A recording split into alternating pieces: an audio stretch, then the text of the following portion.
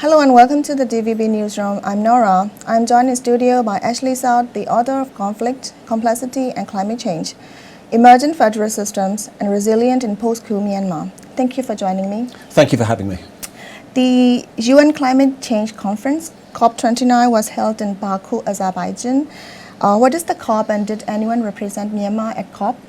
Well, COP stands for Chief of Parties, so this is the 29th time that world leaders have come together at a UN climate change conference to identify the risks, but I think particularly look at some of the different adaptation and mitigation activities that can help to address the challenges of climate change.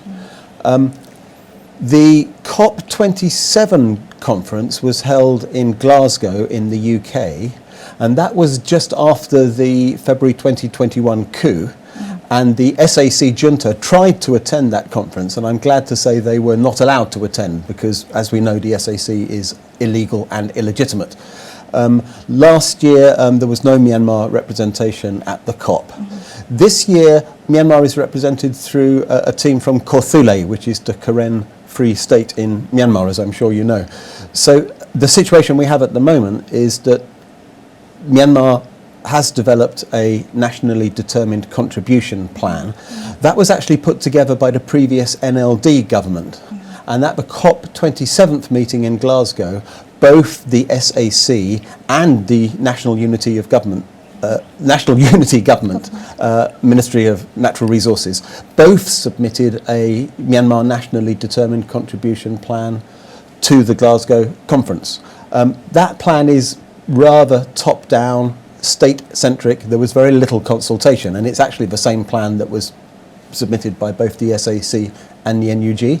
So at this year's COP29 in Azerbaijan, we're presenting, or actually on Monday, we presented the Korthule Climate Action Plan, which includes a Korthule nationally determined contribution. So to answer your question, Myanmar is not directly represented at the COP, but Korthule, which is the sovereign independent Karen state, is represented with our own climate action plan. Myanmar is known as the second most climate vulnerable country in the world. What does that mean exactly? Well, we're primarily looking at vulnerability to climate change in the form of changing rainfall patterns and temperature. One of the reasons why Myanmar is regarded as so vulnerable is because nearly 200,000 people were killed in 2008 during Cyclone Nargis, and so those numbers, of course, those appalling loss of life, is part of the reason why Myanmar tops many of the tables regarding vulnerability. I think there's two main factors. So one would be changing temperature patterns. And at the moment, temperatures in Myanmar are about 1.5 to 2 degrees above historic averages. The future of temperature in Myanmar will depend mostly on global carbon dioxide emissions. So if I may, I can talk a bit more later about some of the interventions that can be made both to adapt to climate change and also to try and slow down climate change. But with the current trajectory globally of carbon dioxide emissions, I think we're only just seeing the beginning of it. It seems likely that temperatures will increase very significantly in Myanmar over the coming 1 or 2 decades, and that's going to be accompanied by what we have seen already in the last couple of years, which is increasingly unpredictable rainfall patterns, with the rainy season usually starting later, sometimes finishing earlier. This year the rainy season is still dragging on in some parts of the country, and so with those unpredictable rainfall patterns, that usually means more rain falling in a shorter period of time, so that leads to some of the widespread flooding that we've seen. And the third aspect, which is really quite an unknown, but it's definitely a risk factor out there, would be rising sea levels as well, which could have really negative impacts particularly in coastal areas and in the Irrawaddy Delta. So yeah, Myanmar is really very vulnerable to the impacts of climate change. The other thing is, because more than half of the population, by some estimates it's as much as 3/4 of the working population in Myanmar is involved in agriculture, and agriculture is going to be particularly hard hit by the impacts of climate change. So I think that's another reason why Myanmar is vulnerable. And then finally, of course, governments around the world it's I would say too little too late, but climate action is moving up the agenda. Most states are beginning to take adaptation and mitigation seriously, whereas, of course, Myanmar is without a government. There is an illegal and illegitimate junta that seems to be mostly focusing on plundering natural resources, destroying the environment, and killing the civilian population. So I think the combination of threats and a government that is not taking its responsibilities seriously explain why Myanmar is particularly vulnerable. Since the 2021 military coup, how has the conflict that has resulted caused complexity when it comes to dealing with climate change? Well, it is complex, and not just in Myanmar but around the world. There's a lot of discussion and reports on the linkages between conflict and climate change, and the linkages are certainly there, but it's not a simple cause and effect relationship. I guess what kind of might bring it home would be an example that helped me to realize how these things are linked.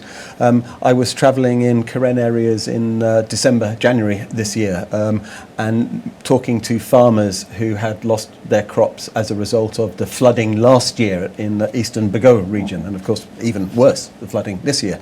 But last year, and the farmers were telling me that they could not prevent their crops being destroyed because of the flooding, climate change. You might remember that May, June 2023, there was very intense downpours, unseasonal flooding.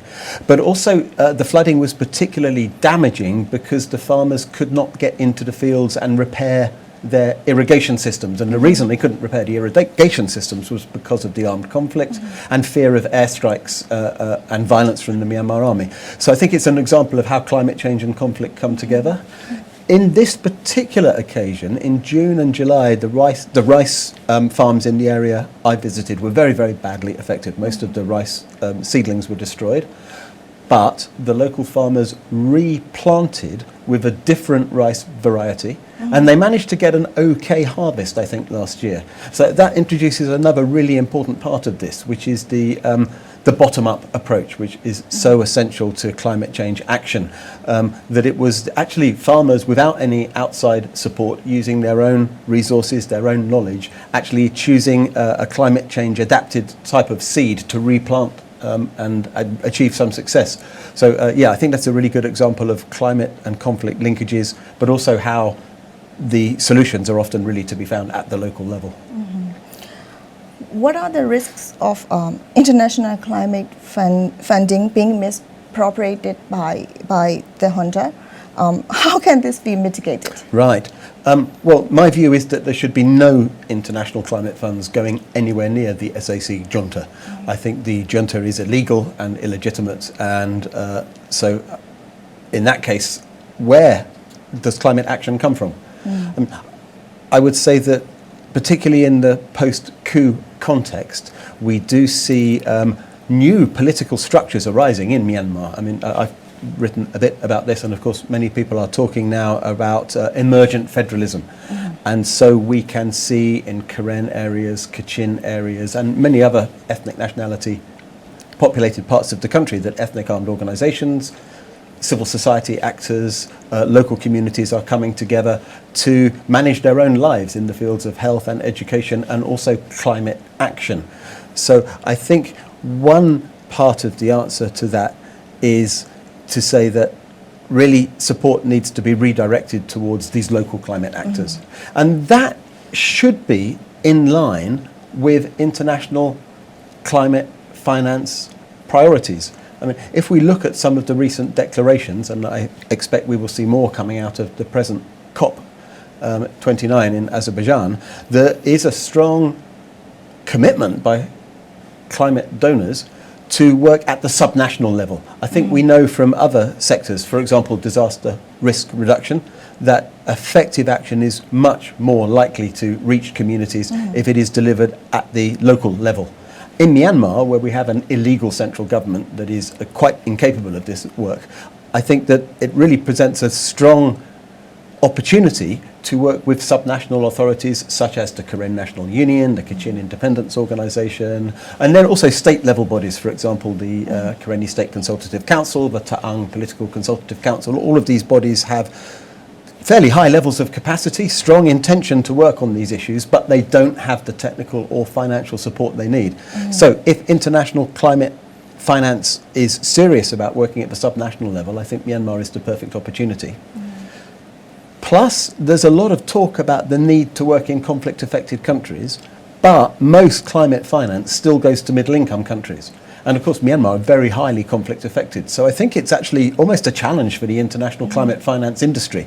There's billions of dollars that have been committed to adaptation and mitigation in conflict-affected countries. There is a desire to work at the subnational level, and I think Myanmar is ready to receive those funds. I mean, I mentioned earlier that at the COP conference, the Kothule Environmental Conservation Committee, Protection Committee, sorry, the KEPC, is represented, so it means that the KNU, the Karen National Union, is represented at the COP conference.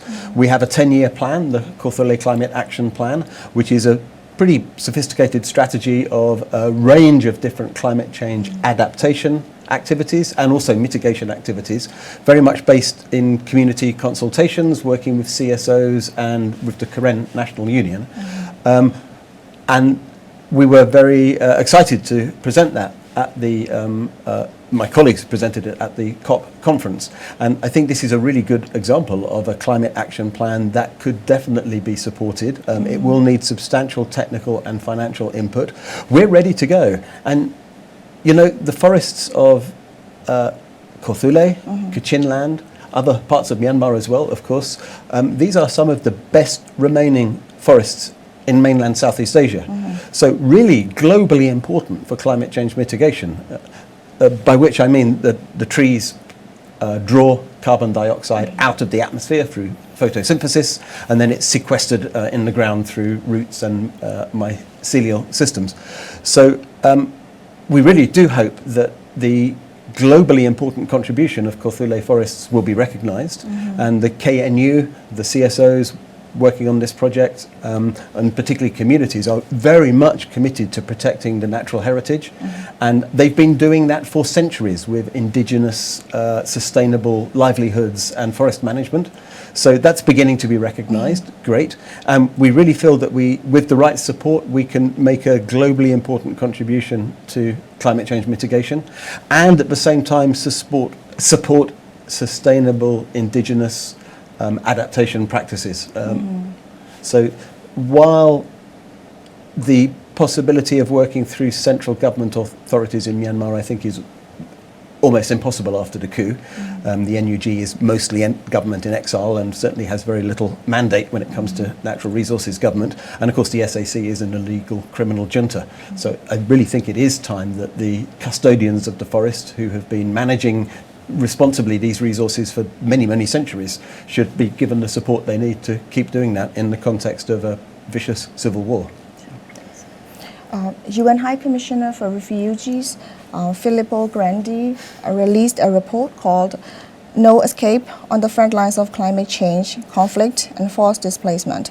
How does conflict and forced displacement play a role in climate change in Myanmar? Well, a few ways, I think. Probably the most significant is impacts on food security. Sure. So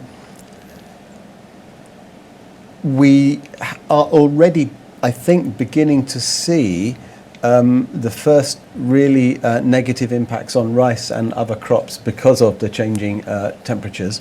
I mentioned earlier about the impacts of shifting rainfall patterns, and that's very damaging for lowland agriculture, irrigated rice farming, which can be flooded, but also intense rainpour during the particularly in the early and late parts of the planting season, can really devastate upland farming as well. Combined with rising temperatures, which seem very likely to inhibit the yield and to decrease the productivity of existing rice production, I think we are moving probably quite quickly into a situation where there will be widespread food insecurity in Myanmar. I think there is still time to do something about it with the right kind of adaptation strategies. So that would mean listening to farmers, working with farmers, establishing peer-to-peer learning, maybe through farmer field schools, and then introducing new seed types, new growing strategies, maybe sometimes even new crops. So I think there is an opportunity for adaptation. But unless that is supported, I think we are moving into a situation of climate-induced displacement. It's going to be particularly difficult in the central lowland areas, so the dry zone, the Anya, Sagaing, Magway and Mandalay regions. There's about 12 million people who live in this area, and the projections for future temperatures in the central dry zone are really quite terrifying. Basically, human beings cannot survive beyond 35 degrees centigrade for very long, and the average daily temperatures in these areas are almost 35 degrees centigrade already. That includes day and nighttime temperatures. This year there were several days when the dry zone was above 40 degrees centigrade, and I believe there were several hundred climate-induced deaths, heat stress deaths. The projections do depend on future carbon dioxide emissions globally, but it looks quite likely that within 10 to 20 years there could be 30, 40, 50 days a year above 40 degrees centigrade in the dry zone. Human beings cannot survive under those circumstances. So unless there is widespread access to air conditioning, which seems not very realistic or likely, then it really seems that many communities in the dry zone will have very little choice. First, I think there will be a collapse in food security, but human beings cannot survive in those conditions. So that's going to drive migration. I think probably other countries will be faced with similar crises, but in Myanmar, the humanitarian and political implications of 12 million people in the dry zone no longer being able to survive as human beings, I think are massive and have really important implications for the coherence of the state of Myanmar over the rest of this century. So what environmental initiatives exist among displaced communities? Among displaced communities, of course, it's really tough because IDPs often, they have to really look out for basic survival and security. And I think this is one of the issues which globally and in Myanmar has maybe prevented climate action being prioritised as much as it should be. I sometimes have the opportunity to talk to political leaders, EAO and other leaders, and I think there's a widespread recognition now that this is a serious issue. Particularly on the ground, I think we can see the beginning of crop failure and heat exhaustion. So commanders in the field are, I think, aware of this, and political leaders. But of course, there are so many different priorities, air strikes, political priorities. There's a lot to think about. And in that context, I think we do need to do all we can to push climate change to the top of the agenda. But your question was about displaced communities, and it's very difficult. For example, Karenni State, there were recent reports of many displaced people settlement being affected by flooding. I think there were some deaths. In the dry season, it's going to be terribly difficult in Karenni because I think it is the state which has the least available groundwater. So it's going to be very hot and thirsty for many people. What can be done is to protect existing forests, to plant new forests. I mean, that's a long-term approach, but particularly adaptation. So that's much easier for non-displaced communities. For people who are displaced already, they face massive food insecurity. So I think it's a really good question that needs to be thought through by humanitarian actors, but also by political authorities, because the question of how displaced communities can be supported to adapt to climate change in their very difficult circumstances should really, I think, be part of a bigger question in terms of really thinking about strategies regarding climate change adaptation and mitigation. These need to be, in my opinion, and I think this is backed by the evidence, need to be mainstreamed by policymakers and power holders. Sure. Your book looks at the emergent federal systems being established by ethnic nationalities in Myanmar since the 2021 coup. What role does this play in mitigating the effects of climate change? So I think mitigation and adaptation, I think there's a few different ways that emergent federal systems are important in this conversation. Partly it's about localization. There's a principle in federalism, subsidiarity, which demands that decisions should be taken and resources should be distributed at the lowest possible level, closest to the ground, because that's where action is most effective. And so in emergent federalism, a bottom-up approach, political authorities are established at township, district level, let's say, certainly at the subnational level. They are from the affected communities. They are much more closely linked to the affected communities than distant administrations in Naypyidaw or elsewhere. So I think in practical terms, this is important. But the other part of it is that the natural resources of Myanmar have been destroyed, pillaged by successive central governments, really going back to the British colonial period, that are not the owners of these resources. And I think an emergent approach to federalism really is based on the sovereignty of the ethnic nations that have been brought together by previous colonial administrations to form the state of Myanmar. I think that state of Myanmar is now collapsing. So my argument would be that sovereignty and legitimate authority now rests with the ethnic and other nations that have made up the country. And these are, for example, in the case of the two groups I mentioned, particularly the Karen National Union and the Kachin Independence Organisation, these are organisations with very deep ideological, normative commitments and values to the preservation of indigenous cultures and ways of life. So I think they've just got much more stake in the game. I think it's much more likely that local ethnic nationality administrations coming from the areas in question, they have much more of a sense of stewardship rather than exploitation of natural resources.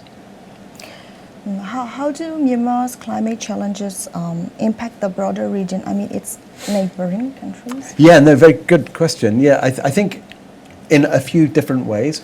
Right now, I guess flooding and seasonal haze are probably the most important. I think in the future, we have to come back to this question of climate refugees and IDPs, and I think there are going to be a very large number of people in lowland areas of Myanmar in particular with nowhere to live, and that's going to raise real questions about cross-border migration, and people who are fleeing because they can no longer sustain their lives, I think should be recognised as climate refugees. But in the shorter term, I guess we're talking about flooding and particularly seasonal haze. So we're doing this interview in Chiang Mai, and what a wonderful city Chiang Mai is, but pretty uncomfortable place to live February, March, April when it gets hot and smoggy and we have to lock ourselves indoors, those of us who are privileged enough to have that option. And there are a number of different factors that make up the smog, but part of it is unregulated agricultural burn-off. And intriguingly, if you look at a map of fire spots across Southeast Asia in March and April, these are one of the main drivers of the seasonal fog. And there are hundreds of fires all over Thailand, southern China, Laos and Myanmar. But some parts of Myanmar have far fewer wildfires or even controlled fires, and so contribute much less smoke to the seasonal haze. And the areas which have fewer fires and make less smoke tend to be the ones which are managed by indigenous communities. And the best example of that would be the Salween Peace Park, which is a 21,000 square kilometre indigenous peace park established by communities and the Karen National Union and Kisan in northern Karen state. And just next month, a new national park will be opened up in the Taungoo district, which will extend this protected area even further, right through the northern Karen hills. And this Salween Peace Park and the To'u Thorthi Indigenous Park are home to some of the most important biodiversity in mainland Southeast Asia, everything from tigers to teak trees. But also because of the sustainable natural resources management, they produce much less smoke each year. And you can really see that on some of the satellite photos. There are gaps in the smoke, and those gaps tend to be the places where Karen upland villages are sustainably managing the environment. So I think there's a really important contribution there of Korthule to addressing the seasonal haze challenge in Myanmar. And similarly, a lot of the flooding that we have seen recently, it's partly changing rainfall patterns. It's exacerbated by widespread logging, which reduces the ability of hills and forests to retain water and leads to sort of quick runoff and flash floods. So by preserving the environment in Thailand and in Myanmar, we can contribute towards limiting flooding. And as some of the floodwater comes through the Moy and Salween rivers and from the hills of Myanmar, by supporting indigenous climate action in Burma, I think that can limit the flooding experience and impacts on neighbouring countries like Thailand. Next year, COP30 will be held in Brazil. Do you see any changes in Myanmar over the next 12 months? So, in terms of the COP process, not really. It seems to me that the UNFCCC process through the Intergovernmental Panel on Climate Change reports has failed, really. It looks like the world has not taken seriously the challenge. But I'm not a climate scientist. My PhD is in humanitarian politics. But my understanding is that the IPCC reports, which I have read quite thoroughly, and are very, very frightening. Anyone who's read those reports should be worried. But in fact, they're too conservative, and the actual changes will, I think, be even more significant than what we read in the IPCC reports, partly because the IPCC reports don't take account of methane release, they don't take account of melting ice caps, and I think they have a rather conservative view of future temperature changes. In Myanmar, though, I think we will certainly see the collapse of food security across the country, particularly but not only in lowland areas. I wouldn't like to say that's going to happen in the next 12 months. It's kind of difficult to know. In terms of what happens politically to Myanmar, also, I certainly don't have a crystal ball.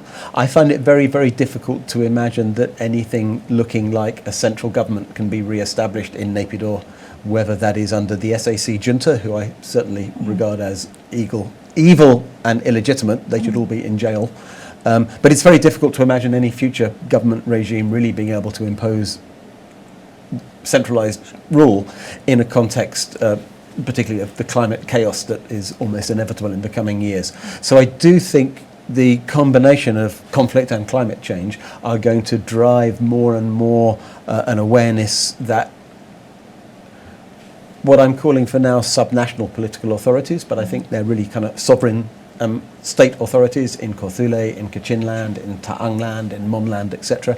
I think more and more it will become obvious that these are the most legitimate political actors, the most effective military actors, and the most promising climate action and mitigation actors. Whether the international community can get the support in time, I think, is questionable. We've seen pretty limited support to the Spring Revolution so far, so I'm not really confident that climate finance will be any more innovative. But so in terms of what the situation might look like a year from now, I hope that we might see the beginning of some innovative funding arrangements that would actually allow resources to reach the local communities that need it, because there's a lot now that can be done to save the remaining forests and to adapt to the impacts of climate change, but it needs resources which have not yet been delivered. And of course then the larger context of the armed conflict, my personal view would be that it's likely to drag on for some time. I cannot see the SAC winning, but also it's kind of difficult to see what the end game would look like at this point. I suspect that actually the question is going to change in the coming years. I think the conflict is almost a given, and the question is more, what are the impacts of climate change? So before we conclude, is there anything else you would like to add? I guess it's about climate justice at the end of the day. I mean, we know that Myanmar is highly vulnerable to climate change, but has done so little to contribute towards the carbon dioxide emissions that are driving increasing temperatures. And within Myanmar, of course, the ethnic communities that have been subject to state violence for centuries and have had their resources extracted, they also have done nothing to contribute towards these massive existential threats. So I would say that just in terms of climate justice, it's time to think about how to support indigenous communities in Myanmar, and also effectiveness, because indigenous communities, I hope that's come across from my words today, but I would encourage viewers to check out the Korthule Climate Action Plan. It will be available publicly end of the year, early next year at the latest. And you will see that there's a very well thought out 10-year plan there, which I think is quite some way in advance of anything the SAC is thinking of, but I think also it can serve as a sort of not a blueprint for other ethnic nations, because the kind of federalism that we see emerging in the current context is very asymmetrical, so climate action will look different in different areas. But I hope that at least if we can get some support for the Kothule Climate Action Plan, it may encourage other ethnic communities to believe that they are not abandoned by the international community, because it does kind of feel like Burma is mostly abandoned by the international community, particularly when it comes to climate change. So I hope that, yes, my friends and colleagues' presentation at the COP conference, and then the work of the KNU and Karen CSOs to develop a Kothule Climate Action Plan can be seen as significant, because the window of opportunity to address these issues is rapidly closing, and the time for action is now. So thank you for coming to our Thank you. newsroom and sharing your valuable insights.